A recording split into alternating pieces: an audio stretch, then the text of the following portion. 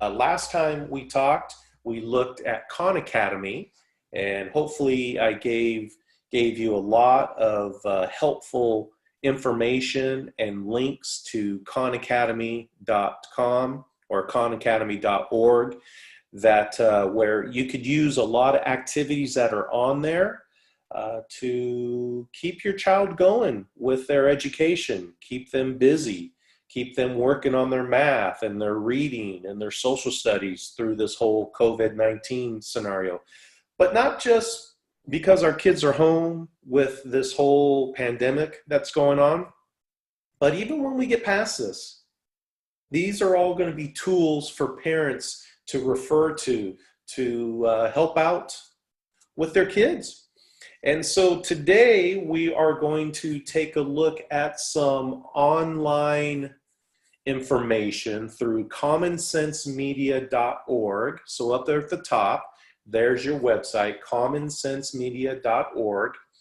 And we're going to look at a lot of this kind of social media, the TikTok, the YouTube, the Fortnite, those different types of social media avenues and games that we tend to find our kids spending the majority or all their time during the day or evening playing or on.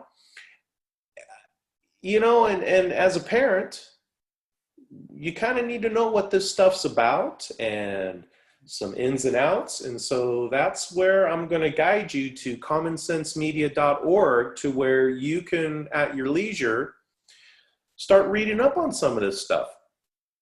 You know, for myself, my kids are older and they're out, they're married or on their own, out of college. And I can just remember when they were growing up, we didn't have a lot of the social media pressures that's going on now today. I've been in education for going on 25 plus years, and I have these weekly conversations with parents, and my child spends all their time online, on Facebook, on TikTok, on this, on that, and they're not doing their work, or they're distancing themselves from the family. They're enclosing themselves in the room. So, you know, I just thought that this would be a great subject and a great resource for parents to go and start researching on and getting to know what a lot of these social media things are. When your kid says, "Oh, I'm on TikTok," what is that?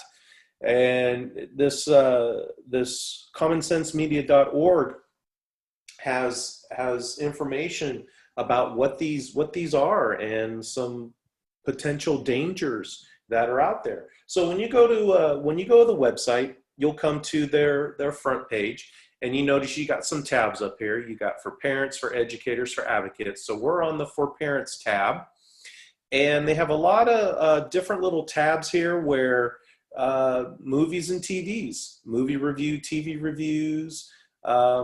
So there's some family entertainment selections there. So kind of take a look at that. Books, you know, some tips for getting your kids, especially the younger ones, even the older ones as well, getting them back into reading or liking books. Apps and games. So we all have cell phones, and there's a lot of apps out there, and parents can take a look at stuff. Best learning lists, website reviews, special needs apps. So, you know, a lot of good information. We're going to go to the Parent Needs to Know tab in just a moment, but let's take a look at a couple other of these. Here's some Latino information. I know that with Supermex Nation, you know, we're trying to hit all areas, and we're trying to bring content to all of us in America, and in Europe. I know that Richard was talking to me the other day, and he's got people from Mexico City. He's got people from Europe watching him. So this is awesome. So There's some information there for the Latino community. Here's some research tabs where you can look at movies or different shows and just kind of, reviews before they watch it. Here is the about the Common Sense media.org and their team and their impact and their mission statement. And then here's just some COVID-19 support resources as well. But we're gonna, and again, you can on your own take a look at this. It's a pretty good website. But I'm gonna go to this tab right here, the Parents Need to Know. And there are some sections here where you've got by age. So here's some information that you can research by age, by topic. Look at this, cell phones. Woohoo! Boy, that's a big one. Or screen time on the computer, social media. Let's take a look at that real quick. Talks about Facebook, Instagram, and all the social media. And there's a lot of information here. What should I do when other people post pictures of my child online without asking me? Have you ever had that happen? I mean, if you had, there's some resources there. How do you keep up with the latest social apps and sites that your child are using? Every day there are new apps on those phones being developed. And with a lot of them, there are a lot of privacy issues. There are a lot of pitfall issues. And what I mean by that is there are a lot of ways that strangers can get in contact with your child and be up to no good. I just heard of one a few weeks ago, and it's where it's kind of a TikTok type of thing, and I forgot what the name of it was, but it was like where kids can just start sending pictures all over the place, and other people, it's real easy for other people to act like children and sign up as children, but they're full-grown adults, and there are some issues. So definitely, here's some great information. Here are just some basic social media rules for both school-age kids, middle school, and high schoolers. So that might be something to kind of sit down and have a conversation with your child. And here's another thing too. I know that, my children are older, but when they were young, it was kind of tough to kind of talk to things or kind of tough for them to open up. And so I just think that maybe the best way, if you're having trouble talking with your child, just kind of say, hey, I'm not here to jam you up on anything. I care about you, and just start working on trying to build those conversations with them and kind of talk about, these different things here. How can you as a parent help your kid avoid drama, digital drama?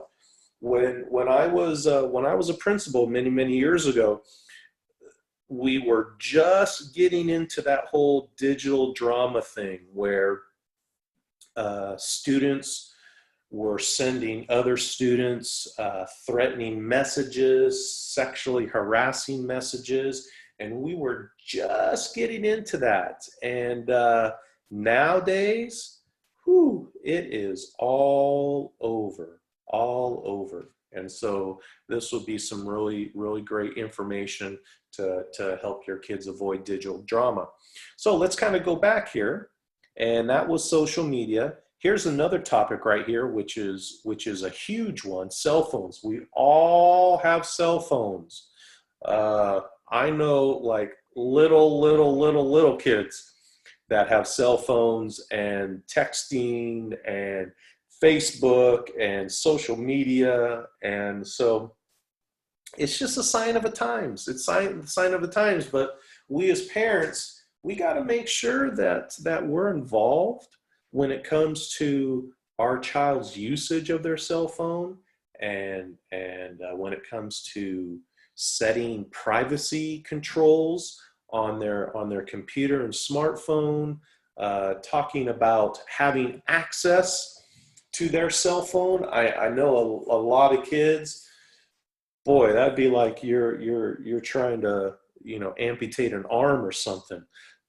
But as parents, we gotta have access to that, because we gotta protect our kids, and we gotta see what's going on. Not that, hey, we're gonna jam them up and ground them forever. We want to protect them, and because there's a lot of shady characters out there in that, for lack of a better term, that computer world out there, out on the web. I know people have heard about the dark web and all that stuff, and it's real. It's real. It's alive. There's a lot of nasty people in this world, and don't get me started on that, because we could go on forever. But there's a lot of people that have really bad intentions, and really bad intentions that they want to commit on children. And so us as parents, we've got to step up, and we got to protect our kids. That's what's being a parent. That's what's being a parent's about. So, so talking about, how can you kind of go about passwords and social media websites and having access to that. Rules for cell phone at school. Again, when I was a principal, we were having to deal with that. And we had rules to where those cell phones need to be on silent or vibrate and in your pocket, and we didn't see them because they cause a disturbance. And again, that was all new. But now it's a little bit different. Where I'm teaching, and my school district and other school districts around, it's cell phones are just it's just a part of a paper and a pencil and a calculator for schoolwork. But again, there has to be some rules. I know that where we teach, they use their cell phones for internet. They use it for uploading documents to Google Drive and Google Classroom. We'll talk about that a little bit later. So, but we do have to have some rules. A lot of kids like to, when they're doing their work, and adults too, listen to music.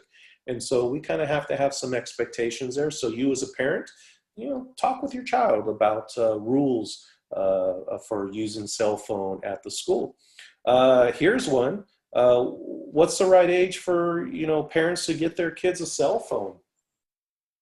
That is a great question, because we live in a day and an age to where safety is well, it's always been our main concern, but it's really, I think parents in general, we just have a real heightened awareness when it comes to safety of our kid and where our kids are at and what they're doing.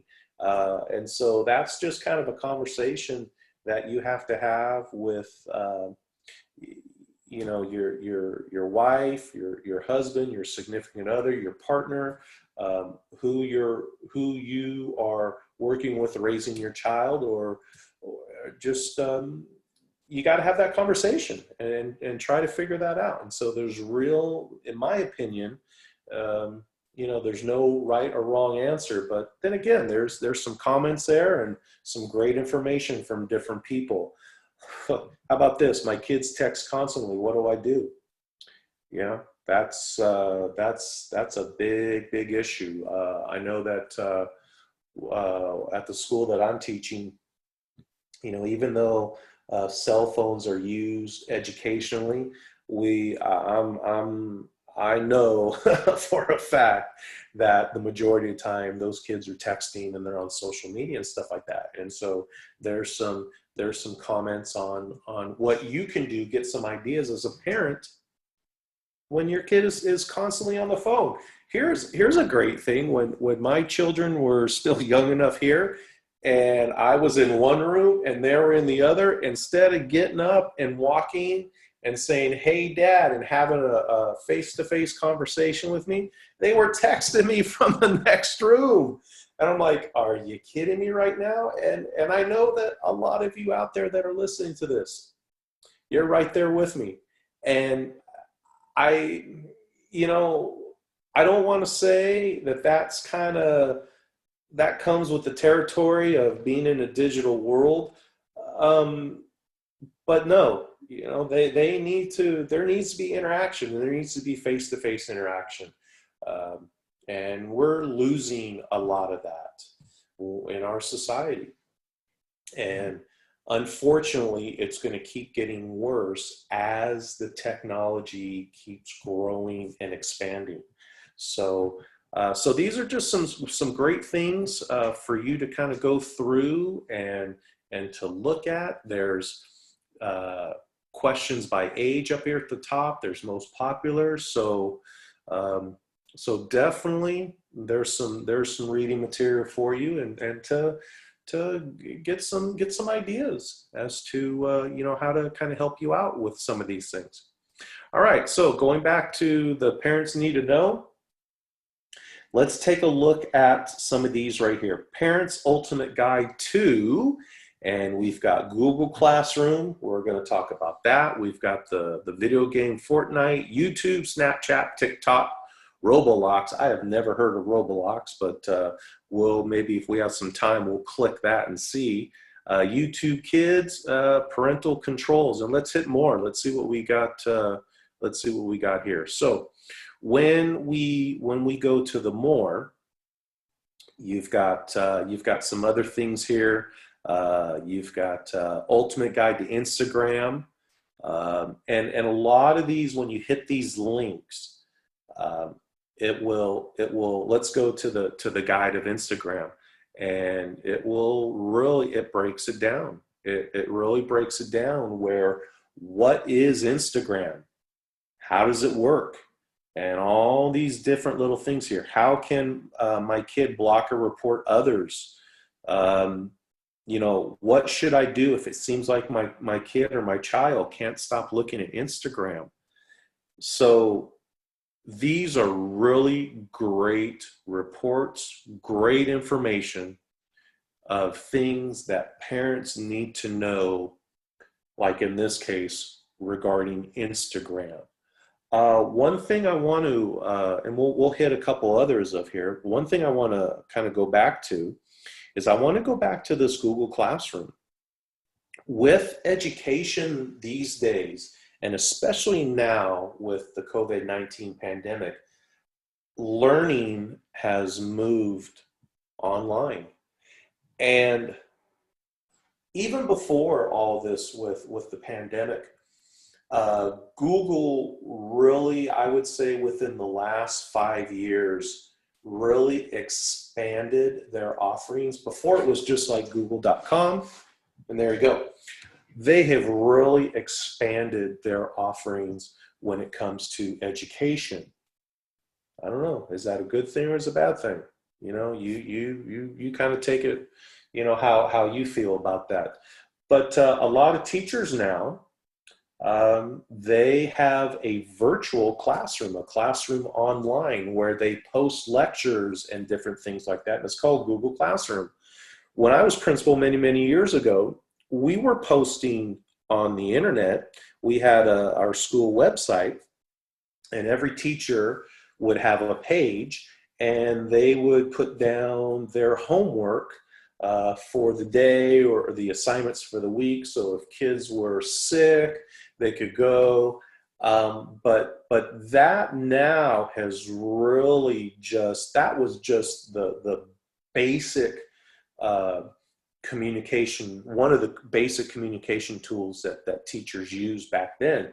Now it's Google Classroom, where you can basically, a teacher can run their class from this platform, Google Classroom. And every school, it seems like every school now is hooked into this Google Classroom, or you may have heard of Google Drive. We at our school, we use Google Classroom. I don't, but others do. But all of us use what's called Google Drive. And it's basically a cloud storage platform for students and teachers. How we use it is all of our curriculum, all of our, we're an independent study, so all of our assignments and everything are on there.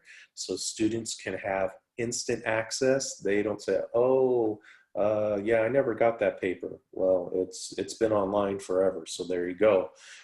They can do their work. They can type their work into it's like Microsoft Word, but it's called Google Docs. They can do PowerPoints. They can do all that stuff electronically and very easily upload it to Google Drive and share it with myself, the teacher. Right now, our school, we're completely running online, and that's our main way of getting the assignments and everything to students, and we're having them do their work at home, and then using a scan app on their phone, Adobe Scans, where you take pictures of your work and it will upload it into a PDF file, and then that's connected to Google Drive, and it's uploaded to their Google Drive, and they share it to me, and I get instant access to their work. And so it's not like where the kids have to take pictures and then text message me all the pictures. No, no, no, no, no. So it's come a long ways. It really has. And but like with Google Classroom, it's a great thing. It is a really, really great thing. But here, look at this right here. And this was when I was looking, kind of reading through this.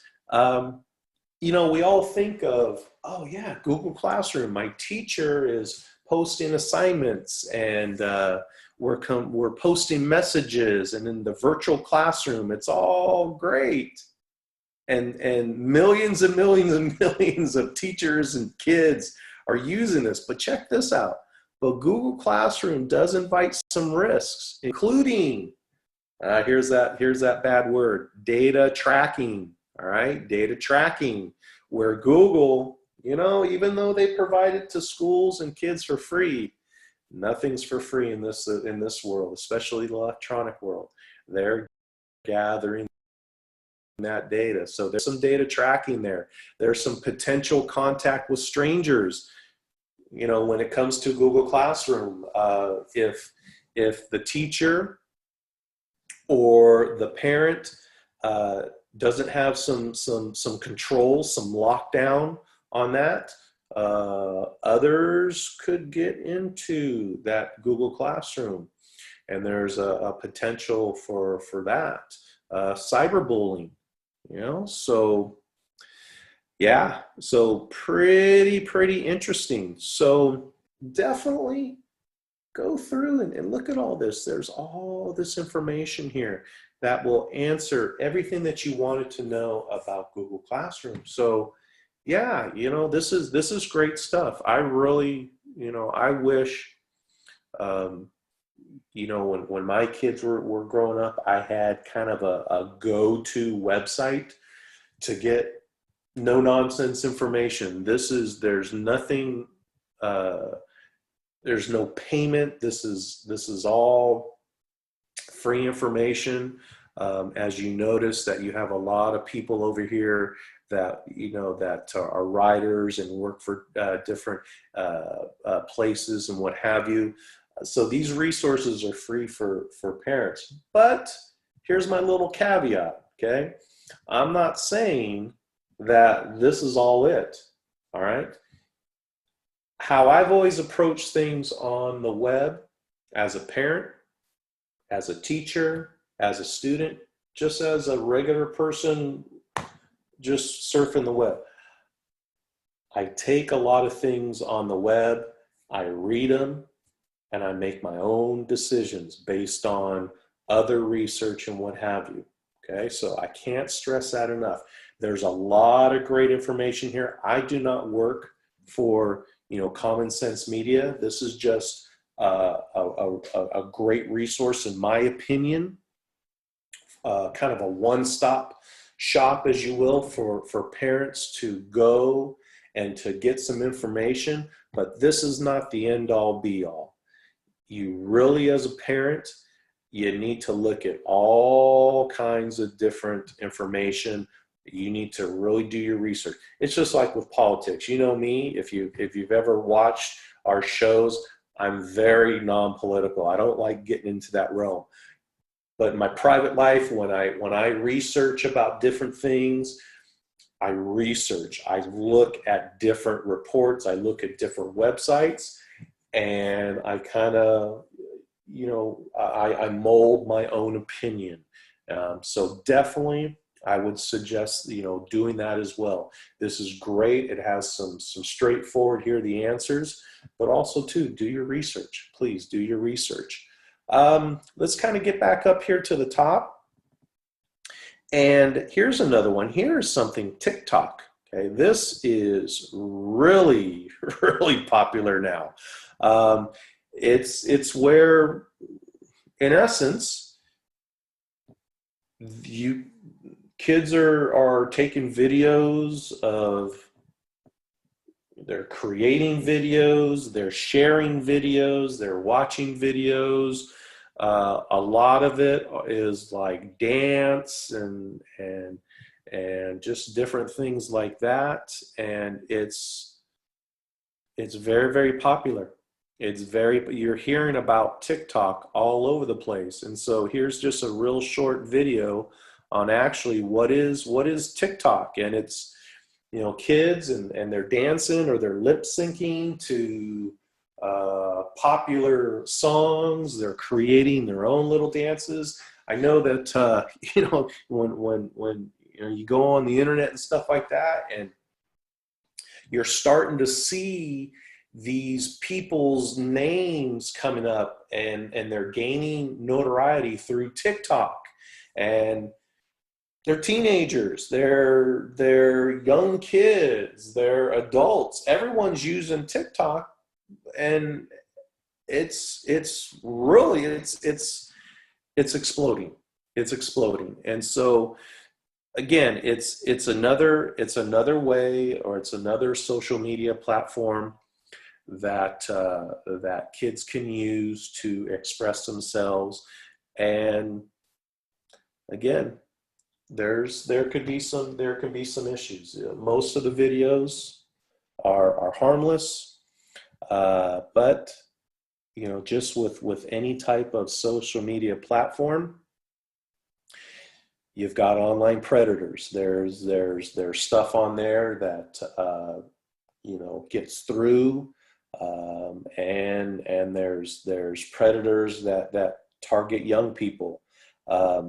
So and also too, just kind of with any social media, there's some privacy concerns. You look at Facebook.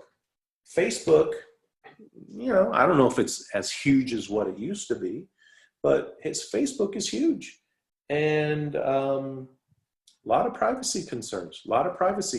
And so with this TikTok, same type of deal. I would just say that any type of social media platform, your Facebook, your TikToks, your Instagrams, all those different things, you as a parent, you really need to investigate, get to know those platforms on your own, and see what you can do as a parent to protect your child's privacy and protect your child from online predators and from people out there wanting to do no good. So definitely here is all this information with TikTok. We can go back here, and they have YouTube, Snapchat. Snapchat is huge. That's definitely right there. That's another big one as well. I have, in the education world, I've heard of, there's been a lot of cyber issues with Snapchat. And so please definitely, and what I mean by cyber issues is there's been sexual harassment, there has been bullying, there has been threats, you name it. A lot of that stuff happens when it comes to Snapchat.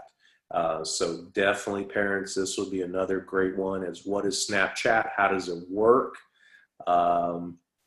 Here's a big one right here. Do messages really disappear on Snapchat? Um, and so, look at their answer. It depends. It depends. But here's a big thing, because that was the big push with Snapchat. I remember when it was coming out. It's like, oh yeah, you could just post something and then it's gone. Okay, but remember this, and parents, I know that you're with me on this, and you tell your kids this, and I tell my kids as well. Anytime you put something on the internet, whatever it is, TikTok, Snapchat, Facebook, it's always there. It's going to be there forever. All right, that's just the way the internet works.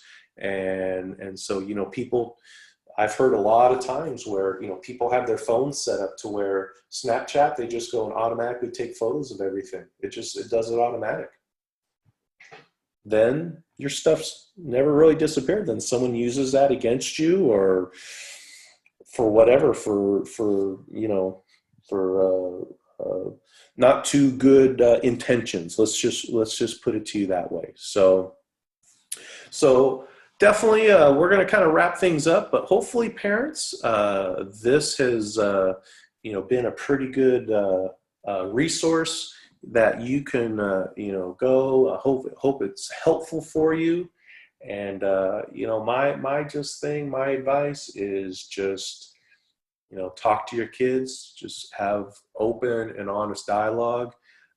Please, I'm not telling anyone how to be a parent. It's just, my kids are older and I have like really good relationships with them. And I've always been just kind of one where I just, say it like it is and just kind of straight up with them. And being an educator, going on over 25 years, both with middle school, administrator, principal of a middle school, high school teacher, independent study teacher, college teacher. Knock on wood, I've been very, very blessed with my relationships with students, and just about respect and just being open and honest. And so I'm just kind of talking to you from my advice, my my experiences, that just be true. Your kids, and they, when you're talking with them and stuff, they know where your heart is. And just be true, upfront and honest, and have open and honest communications with your kids. And definitely just do your research. And check out these things. And so hopefully commonsensemedia.org, hopefully that was a helpful resource for you. So thank you so much for watching. I truly appreciate it. And please be safe out there, and be strong. We'll get through all this, and we will definitely see you soon. So have a great rest of your day and enjoy.